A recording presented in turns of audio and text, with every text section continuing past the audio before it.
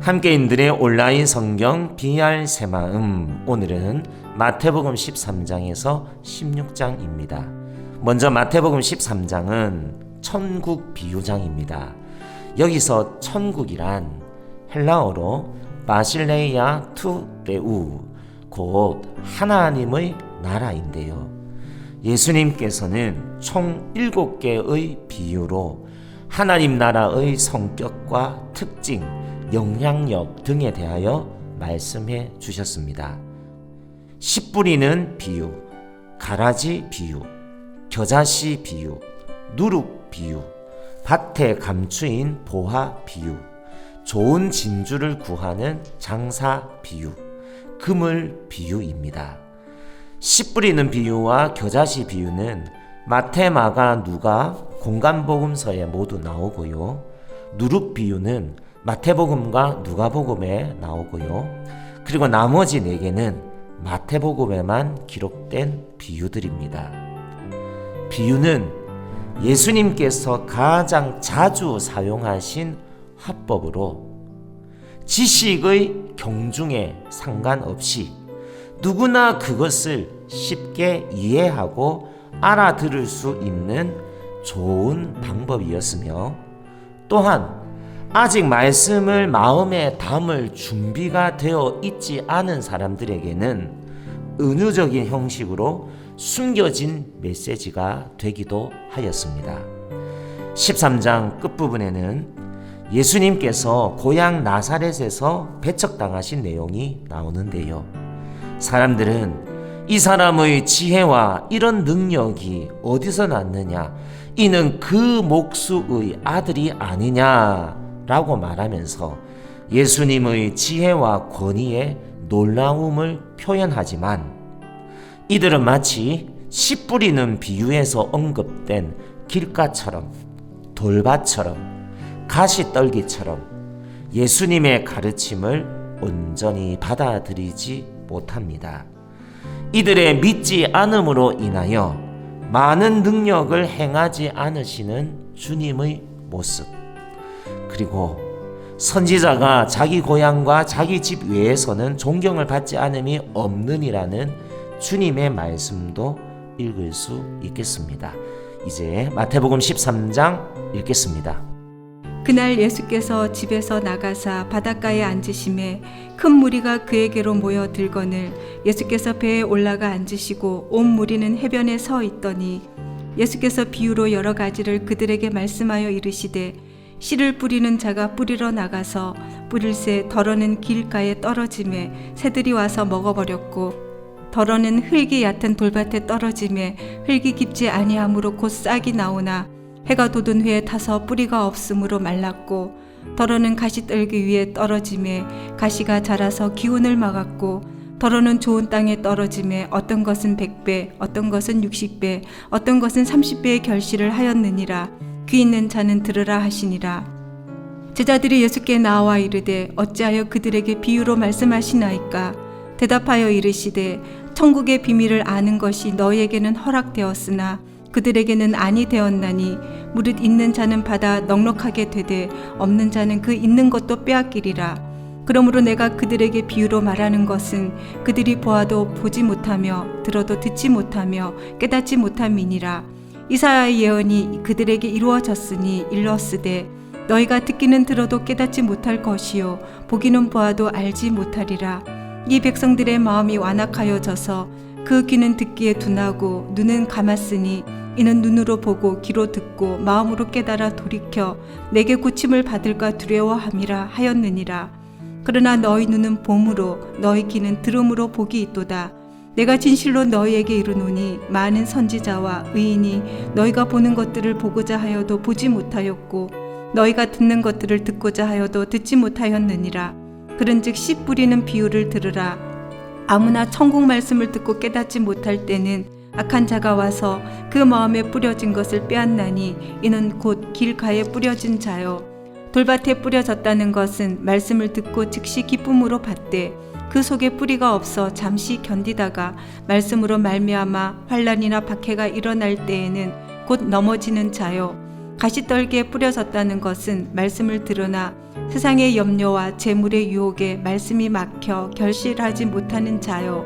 좋은 땅에 뿌려졌다는 것은 말씀을 듣고 깨닫는 자니 결실하여 어떤 것은 100배, 어떤 것은 60배, 어떤 것은 30배가 되느니라 하시더라.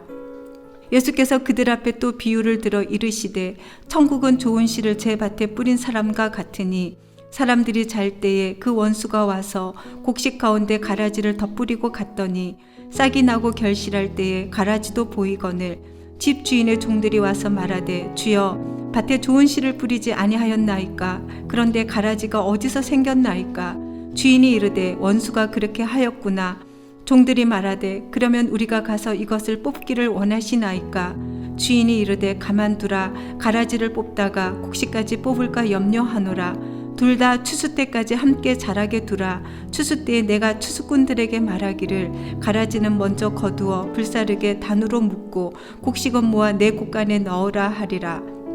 또 비유를 들어 이르시되 천국은 마치 사람이 자기 밭에 갖다 심은 겨자씨 하늘 같으니 이는 모든 씨보다 작은 것이로되 자란 후에는 풀보다 커서 나무가 되매 공중의 새들이 와서 그 가지에 깃들이느니라. 또 비유로 말씀하시되 천국은 마치 여자가 가루 서말 속에 갖다 넣어 전부 부풀게 한 누룩과 같으니라. 예수께서 이 모든 것을 무리에게 비유로 말씀하시고 비유가 아니면 아무것도 말씀하지 아니하셨으니 이는 선지자를 통하여 말씀하신 바 내가 입을 열어 비유로 말하고 창세부터 감추인 것들을 드러내리라 함을 이루려 하심이라. 이에 예수께서 무리를 떠나사 집에 들어가시니 제자들이 나와 이르되 밭의 가라지의 비유를 우리에게 설명하여 주소서. 대답하여 이르시되 좋은 씨를 뿌리는 이는 인자요 밭은 세상이요 좋은 씨는 천국의 아들들이요 가라지는 악한 자의 아들들이요 가라지를 뿌린 원수는 마귀요 추수 때는 세상 끝이요 추수꾼은 천사들이니 그런즉 가라지를 거두어 불에 사르는 것 같이 세상 끝에도 그러하리라. 인자가 그 천사들을 보내리니 그들이 그 나라에서 모든 넘어지게 하는 것과 또 불법을 행하는 자들을 거두어 내어 풀무불에 던져 넣으리니 거기서 울며 이를 갈게 되리라. 그때 의인들은 자기 아버지 나라에서 해와 같이 빛나리라. 귀 있는 자는 들으라. 천국은 마치 밭에 감추인 보화와 같으니 사람이 이를 발견한 후 숨겨두고 기뻐하며 돌아가서 자기의 소유를 다 팔아 그 밭을 사느니라.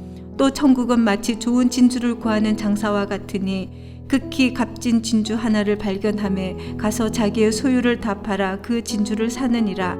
또 천국은 마치 바다에 치고 각종 물고기를 모으는 그물과 같으니 그물에 가득하며 물가로 끌어내고 앉아서 좋은 것은 그릇에 담고 못된 것은 내버리느니라. 세상 끝에도 이러하리라. 천사들이 와서 의인 중에서 악인을 갈라내어 풀무불에 던져 넣으리니 거기서 울며 이를 갈리라. 이 모든 것을 깨달았느냐 하시니 대답하되 그러하오이다. 예수께서 이르시되 그러므로 천국의 제자된 서기관마다 마치 새 것과 옛 것을 그 곳간에서 내오는 집주인과 같으니라. 예수께서 이 모든 비유를 마치신 후에 그곳을 떠나서 고향으로 돌아가사 그들의 회당에서 가르치시니 그들이 놀라 이르되 이 사람의 이 지혜와 이런 능력이 어디서 났느냐? 이는 그 목수의 아들이 아니냐? 그 어머니는 마리아, 그 형제들은 야고보, 요셉, 시몬, 유다라 하지 않느냐? 그 누이들은 다 우리와 함께 있지 아니하냐? 그런즉 이 사람의 이 모든 것이 어디서 났느냐 하고 예수를 배척한지라. 예수께서 그들에게 말씀하시되 선지자가 자기 고향과 자기 집 외에서는 존경을 받지 않음이 없느니라 하시고 그들이 믿지 않음으로 말미암아 거기서 많은 능력을 행하지 아니하시니라. 아멘. 마태복음 14장은 세례 요한의 죽음, 오병이어 바다 위를 걸으신 예수님과 무리를 걸은 베드로, 게네사렛에서의 치유, 이런 내용들이 나오는데요. 마태복음 14장 하면 14육, 96, 오병이어를 떠올리시면 되겠습니다. 오병이어는 14육, 96, 요 정도는 외워두시는 게 좋겠고요. 오병이어의 사건이 잘 보여주고 있듯이 기독교는 체험의 종교입니다. 이방 종교들은 비움의 종교요 결핍의 종교이지만 기독교는 채움의 종교요 안식의 종교입니다. 예수님께서는 주님께로 나아오는 자들이 배부르고도 남을 수 있도록 영혼과 육체의 결핍들을 충분히 채워주시고 만족시켜 주시는 은혜가 풍성하신 예수님이십니다.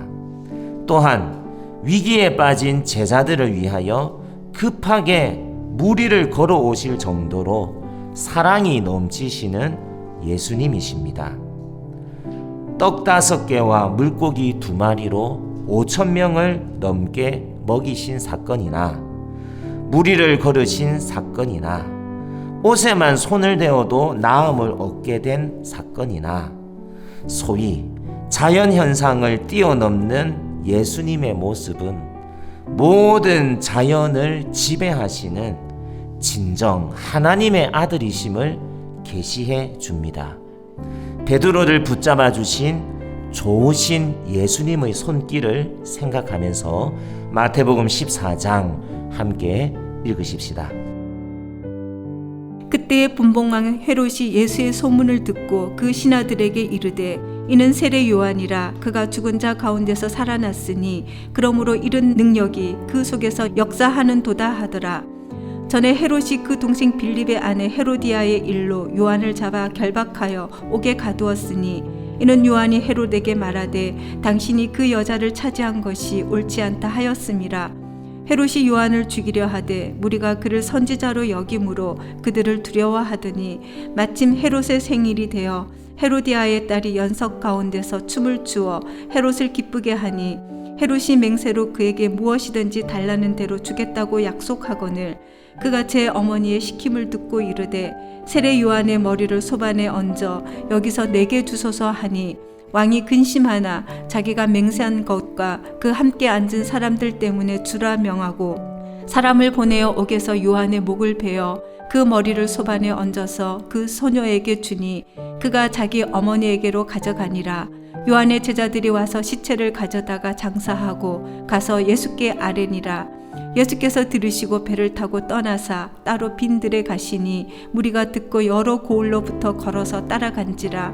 예수께서 나오사 큰 무리를 보시고 불쌍히 여기사 그 중에 있는 병자를 고쳐 주시니라. 저녁이 되매 제자들이 나와 이르되 이곳은 빈 들이요 때도 이미 저물었으니 무리를 보내어 마을에 들어가 먹을 것을 사 먹게 하소서. 예수께서 이르시되 갈 것 없다 너희가 먹을 것을 주라. 제자들이 이르되 여기 우리에게 있는 것은 떡 5개와 물고기 2마리 뿐이니이다. 이르시되 그것을 내게 가져오라 하시고 무리를 명하여 잔디 위에 앉히시고 떡 5개와 물고기 2마리를 가지사 하늘을 우러러 축사하시고 떡을 떼어 제자들에게 주시매 제자들이 무리에게 주니 다 배불리 먹고 남은 조각을 12바구니에 차게 거두었으며 먹은 사람은 여자와 어린이 외에 5,000명이나 되었더라. 예수께서 즉시 제자들을 재촉하사 자기가 무리를 보내는 동안에 배를 타고 앞서 건너편으로 가게 하시고 무리를 보내신 후에 기도하러 따로 산에 올라가시니라. 저물매 거기 혼자 계시더니 배가 이미 육지에서 술이나 떠나서 바람이 거스름으로 물결로 말미암아 고난을 당하더라. 밤 사경에 예수께서 바다 위로 걸어서 제자들에게 오시니 제자들이 그가 바다 위로 걸어오심을 보고 놀라 유령이라 하며 무서워하여 소리 지르거늘 예수께서 즉시 이르시되 안심하라 나니 두려워하지 말라. 베드로가 대답하여 이르되 주여 만일 주님이시거든 나를 명하사 물 위로 오라 하소서 하니 오라 하시니 베드로가 배에서 내려 물 위로 걸어서 예수께로 가되 바람을 보고 무서워 빠져가는지라 소리질러 이르되 주여 나를 구원하소서 하니 예수께서 즉시 손을 내밀어 그를 붙잡으시며 이르시되 믿음이 작은 자여 왜 의심하였느냐 하시고 배에 함께 오름에 바람이 그치는지라. 배에 있는 사람들이 예수께 절하며 이르되 진실로 하나님의 아들이로소이다 하더라. 그들이 건너가 게네사렛 땅에 이르니 그곳 사람들이 예수이신 줄을 알고 그 근방에 두루 통지하여 모든 병든 자를 예수께 데리고 와서 다만 예수의 옷자락에라도 손을 대게 하시기를 간구하니 손을 대는 자는 다 나음을 얻으니라. 아멘. 마태복음 15장은 정결법 논쟁입니다. 예수님의 제자들이 떡을 먹을 때 손을 씻는 장로들의 전통을 따르지 않은 것을 바리새인과 서기관들이 보고 문제를 삼는데요. 이때 주님은 고르반을 핑계 삼아 부모 공경의 10계명을 어기는 예를 들면서 너희는 어찌하여 너희의 전통으로 하나님의 계명을 범하느냐라고 말씀하십니다. 그리고 중요한 가르침을 주시는데요. 입으로 들어가는 것이 사람을 더럽게 하는 것이 아니라 입에서 나오는 그것이 사람을 더럽게 하는 것임을 가르쳐 주십니다. 씻지 않은 손으로 먹는 것이 문제가 아니라 악한 생각, 살인, 간음, 음란, 도둑질, 거짓 증언, 비방 등 마음에서 나오는 그것이 사람을 더럽게 한다고 말씀해 주십니다. 이어서 가나안 여인의 믿음이 나오는데요. 귀신 들린 딸로 인하여 포기하지 않고 주님께로 다가온 수로보니게 여인. 그녀는 자녀의 떡을 취하여 개들에게 던짐이 마땅하지 아니하다는 주님의 말씀에 개들도 제 주인의 상에서 떨어지는 부스러기를 먹는다는 답변을 함으로써 믿음이 크다는 칭찬을 받습니다. 이방 여인의 이 큰 믿음은 앞장 14장에서 믿음이 작다는 말을 주님으로부터 들은 베드로의 작은 믿음과 잘 대조를 이루고 있지요. 이어서 32절부터는 칠병이어 사건입니다. 오병이어 사건은 여자와 어린이 외에 5,000명이 배불리 먹고 남은 조각을 거둔 것이 12바구니였다면 칠병이어 사건은 여자와 어린이 외에 4,000명이 배불리 먹고 남은 조각을 거둔 것이 7강줄이었다는 차이가 있습니다. 묵상할 것도 참 많고요. 은혜도 넘쳐나는 마태복음 15장 또 읽습니다. 그때 바리새인과 서기관들이 예루살렘으로부터 예수께 나와 이르되 당신의 제자들이 어찌하여 장로들의 전통을 범하나이까? 떡 먹을 때에 손을 씻지 아니하나이다. 대답하여 이르시되 너희는 어찌하여 너희의 전통으로 하나님의 계명을 범하느냐? 하나님이 이르셨으되 내 부모를 공경하라 하시고 또 아버지나 어머니를 비방하는 자는 반드시 죽임을 당하리라 하셨거늘 너희는 이르되 누구든지 아버지에게나 어머니에게 말하기를 내가 드려 유익하게 할 것이 하나님께 드림이 되었다고 하기만 하면 그 부모를 공경할 것이 없다 하여 너희의 전통으로 하나님의 말씀을 폐하는도다. 외식하는 자들아 이사야가 너희에게 관하여 잘 예언하였도다. 일렀으되 이 백성이 입술로는 나를 공경하되 마음은 내게서 멀도다. 사람의 계명으로 교훈을 삼아 가르치니 나를 헛되이 경배하는도다 하였느니라 하시고 무리를 불러 이르시되 듣고 깨달으라. 입으로 들어가는 것이 사람을 더럽게 하는 것이 아니라 입에서 나오는 그것이 사람을 더럽게 하는 것이니라. 이에 제자들이 나와 이르되 바리새인들이 이 말씀을 듣고 걸림이 된 줄 아시나이까? 예수께서 대답하여 이르시되 심은 것마다 내 하늘 아버지께서 심으시지 않은 것은 뽑힐 것이니 그냥 두라. 그들은 맹인이 되어 맹인을 인도하는 자로다. 만일 맹인이 맹인을 인도하면 둘이 다 구덩이에 빠지리라 하시니 베드로가 대답하여 이르되 이 비유를 우리에게 설명하여 주옵소서. 예수께서 이르시되 너희도 아직까지 깨달음이 없느냐? 입으로 들어가는 모든 것은 배로 들어가서 뒤로 내버려지는 줄 알지 못하느냐? 입에서 나오는 것들은 마음에서 나오나니 이것이야말로 사람을 더럽게 하느니라. 마음에서 나오는 것은 악한 생각과 살인과 간음과 음란과 도둑질과 거짓 증언과 비방이니 이런 것들이 사람을 더럽게 하는 것이요 씻지 않은 손으로 먹는 것은 사람을 더럽게 하지 못하느니라. 예수께서 거기서 나가사 두로와 시돈 지방으로 들어가시니 가나안 여자 하나가 그 지경에서 나와서 소리질러 이르되 주 다윗의 자손이여 나를 불쌍히 여기소서. 내 딸이 흉악하게 귀신 들렸나이다 하되 예수는 한 말씀도 대답하지 아니하시니 제자들이 와서 청하여 말하되 그 여자가 우리 뒤에서 소리를 지르오니 그를 보내소서. 예수께서 대답하여 이르시되 나는 이스라엘 집에 잃어버린 양 외에는 다른 데로 보내심을 받지 아니하였노라 하시니 여자가 와서 예수께 절하며 이르되 주여 저를 도우소서. 대답하여 이르시되 자녀의 떡을 취하여 개들에게 던짐이 마땅하지 아니하니라. 여자가 이르되 주여 올소이다마는 개들도 제 주인의 상에서 떨어지는 부스러기를 먹나이다 하니 이에 예수께서 대답하여 이르시되 여자여 내 믿음이 크도다. 내 소원대로 되리라 하시니 그때로부터 그의 딸이 나으니라.